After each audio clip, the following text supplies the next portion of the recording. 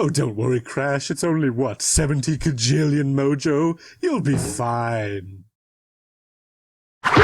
So before I start this video, I want to preface this by stating that if you're expecting me to give out new exclusive gameplay footage, you're going to be severely disappointed. All you need to know is that I got to play the game, I did see some exclusive stuff, but I'm not going to show it off here, because for one, it's an unfinished game and there are some unfinished things, and for two, I don't want to show off stuff that hasn't already been showed off. I think it's a great privilege that I got to play this game, and I don't want to lose that privilege by leaking shit that hasn't been shown off. With that said, Crystal's Wrath. This is a game that I've been following since the beginning, and it's been a ride watching this game grow and develop. From its reunion tour prototype to the open ocean gameplay we see now, it's honestly been quite nice watching this fan game grow, even if it has taken over a decade to develop. But hey, I'm not about to complain because I actually got to play it. Granted, the build I got wasn't finished or polished, but it was a playable build nonetheless, which I am grateful for. So, what are my thoughts on it? Well, I'm just gonna say right off the bat that I am very optimistic for what's to come. Even though this is a game with unfinished content, the content I did play was very fun and I'm very honored to have played it. Basically, this is a game where you're plopped into a big open ocean where you just go sailing around the Wumpa Islands collecting a whole bunch of knickknacks. Gems, crystals, gem tokens, and keys. And you know what? This idea is really interesting. The idea that you get to explore that map from Crash 3 is an amazing idea for a Crash game. And so far, in my opinion, they've been nailing it. Basically, the big gist of this game is collecting as much mojo as possible. The story of the game is that Crash is in debt to the crystal goddess, ironically named Crystal, for basically abusing the crystals in all the games that had them.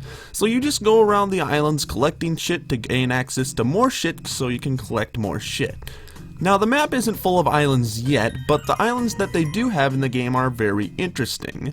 The main islands themselves are rather easy. The difficulty comes in trying to get to the death routes. You have to wait till it's nighttime to collect these skull keys, and when you collect these skull keys, you get chased by this skeleton ghost named Captain Bones, and you have to run to the death route platform in order to open it before Bones kills you. Very interesting. I just remember getting a lot of anxiety making sure that I get to the fucking platform without getting murdered.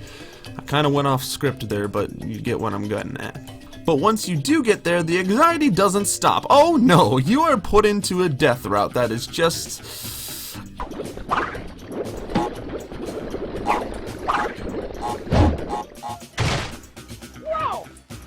Yeah, that. They've already shown some of these off, and I've got to say, they are brutal. But brutal in a fun way. They utilize a lot of clever tricks with the box puzzles, and I'm really into that. Now, the islands you explore in the game will vary in sizes. Some islands are big, and some are bite-sized. The bigger islands are more open and are allowed for more exploration, while the smaller islands will just involve you doing some kind of mini-challenge to grab some goodies. And this is the entire game. You're plopped into the tutorial island, you go up to your ship, and from there on you're free to do whatever you want. And despite the unfinished nature of the build I got, I enjoyed myself. And even though there are a bunch of islands yet, there are still tons of things you can do.